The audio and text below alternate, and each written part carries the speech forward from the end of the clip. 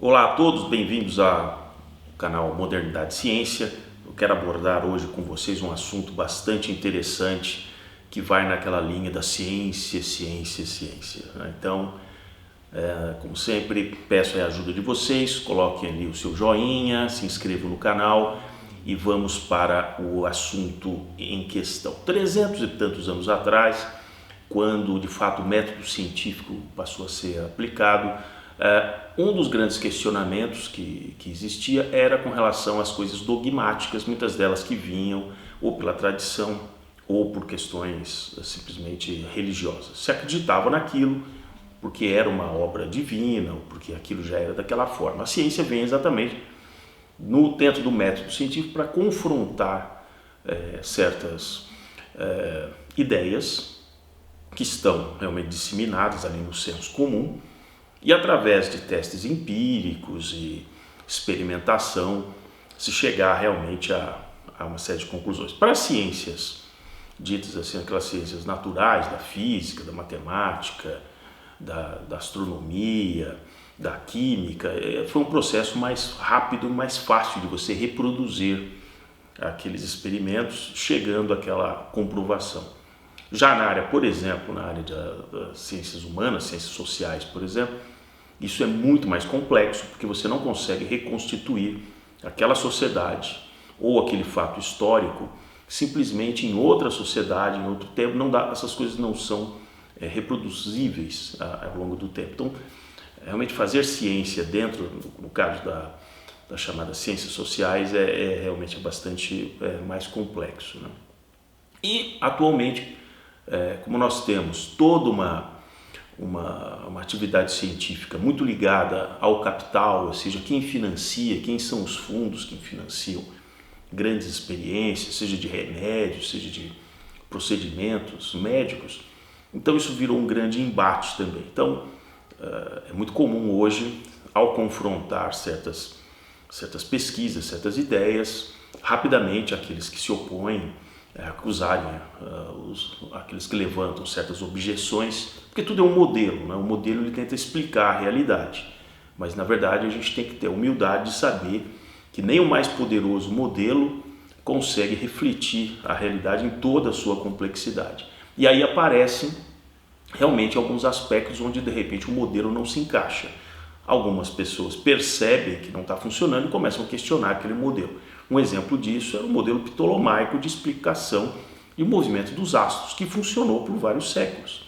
Até que com instrumentos de telescópios, né, mesmo aqueles telescópios rudimentares, pessoas realmente que pensavam fora da caixa começaram a encontrar falhas naquele modelo. Não que o modelo do Ptolomeu estivesse equivocado, ele era impreciso sob um certo aspecto. Considerar a Terra como o centro do universo e olhar os astros que se movem sob uma certa ótica funciona, né? Mas à medida que você vai descobrindo novos corpos, esse modelo se torna realmente bastante impreciso, né? O próprio modelo do Copérnico hoje tem lá também seus problemas, ele não consegue explicar tudo. Novas teorias têm que ser apresentadas e é assim que a ciência evolui. Apesar disso, hoje é muito comum, se você refutar alguma coisa, a primeira impressão é de que você é um negacionista, né? Mesmo que você esteja apontando com algumas objeções, com coisas que, olha, isso não está funcionando muito bem.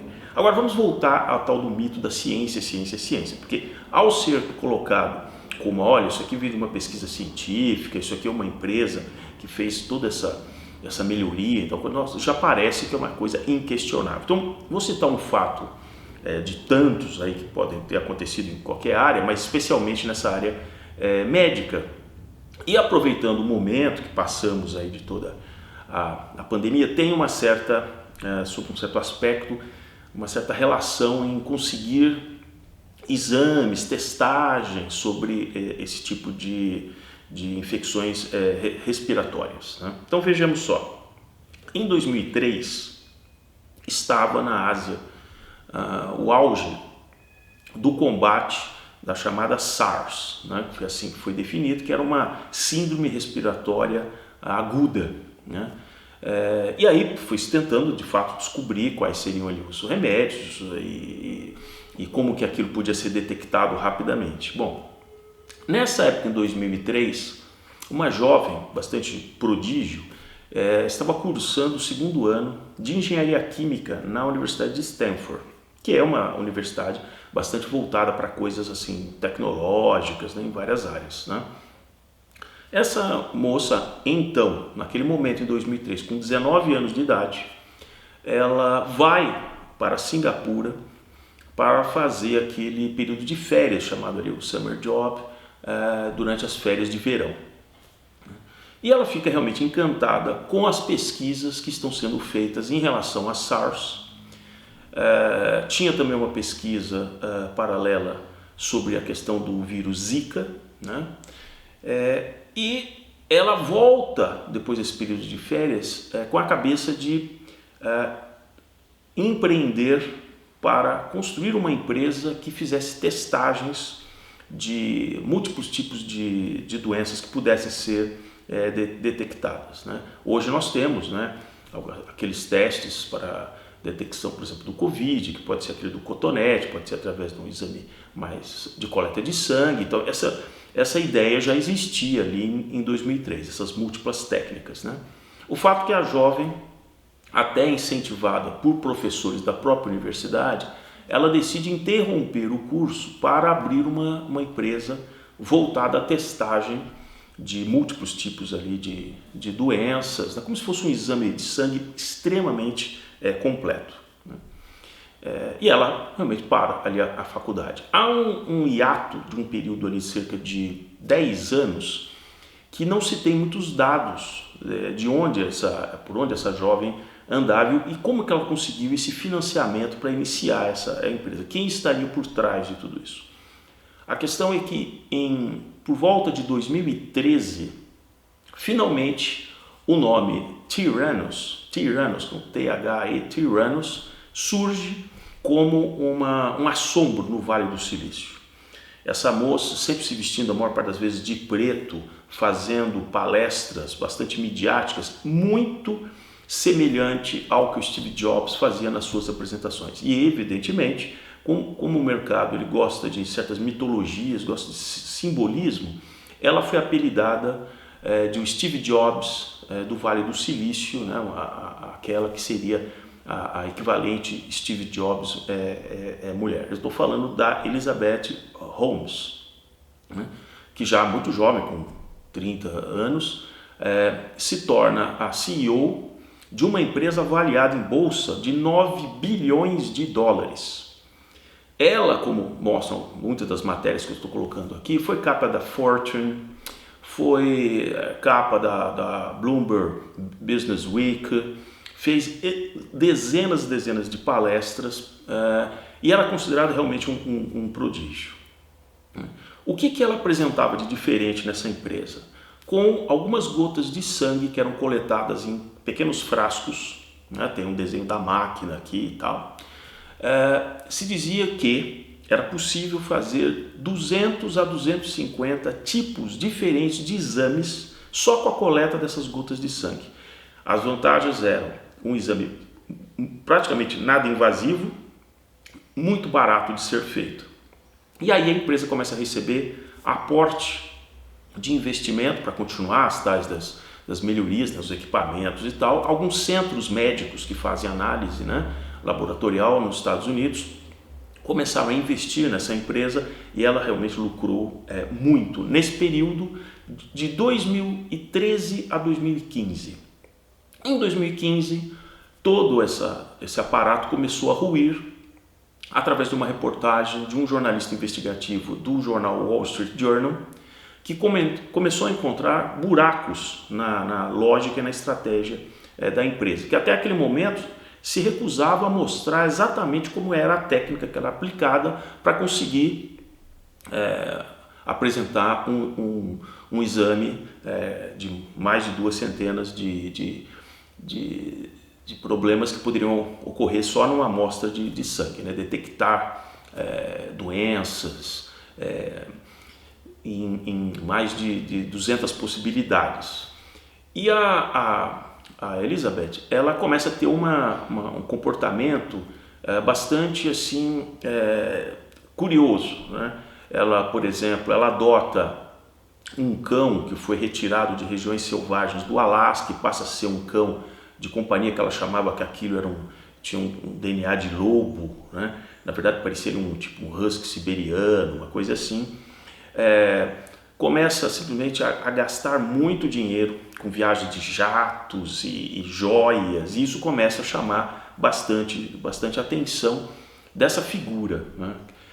Que a Elizabeth Holmes faz. Uma coisa também que contribuiu para simplesmente a fraude acabar sendo descoberta é que em várias dessas palestras ela usava um sintetizador de voz que mudava a voz dela para um tom um tanto quanto estranho, né? Se vocês observarem, vou deixar aqui na referência alguns desses áudios que ainda existem, estão disponíveis, vocês verão que tem uma voz. Aí se descobriu numa gravação fora de um ambiente controlado que a voz dela não era aquela com qual ela fazia as palestras. Aquilo também era um artifício para criar todo um glamour. A partir de 2015, quando se questiona a validade ou não de todos aqueles exames, porque através dessa matéria do Wall Street Journal, quem começou a analisar os testes simplesmente disse, olha, provavelmente pela quantidade de sangue que é coletada, só é possível chegar a conclusões para 15 tipos de exames tradicionalmente que se faz com amostra de sangue. Mais do que isso não é possível, não tem material ali suficiente para conseguir chegar a 200, por exemplo, diagnósticos, né, de possíveis problemas. Então a casa simplesmente ruiu. Vários desses centros médicos, várias das pessoas, nesse momento em 2015, 3,5 milhões de testes já haviam sido aplicados nos Estados Unidos, começaram a processar a empresa. Passados esses 6 anos, com muitas protelações na justiça, ela começa a ser indiciada e agora, quando chegamos em 2021, ela está próxima a receber de fato um veredito da corte onde ela está sendo processada, e se ela for condenada, ela deve ser condenada a 20 anos de prisão. Então hoje ela é chamada do mesmo jeito que havia naquele filme, um cara muito ambicioso, que depois virou aquele jargão de um lobo de Wall Street, em função dela ter esse apreço por um animal de estimação, que ela chamava de lobo, então ela está sendo chamada de a loba do Vale do Silício.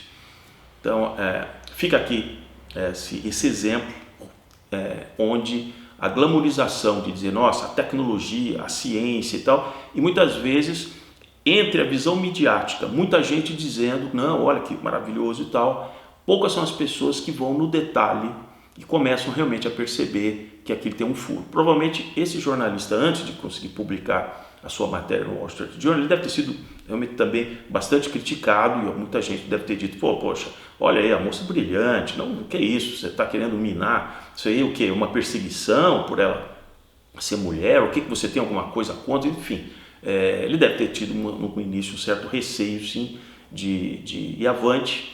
E aí, uma vez que ele jogou aquela dúvida no ar, não foi ele que descobriu que aquilo de fato era uma grande fraude, porque ela não tinha essa tecnologia, isso aí era apenas um processo que eles estavam ganhando tempo para ver se assim, na verdade eles diziam que estavam fazendo uma coisa que ainda na verdade eles não tinham conseguido.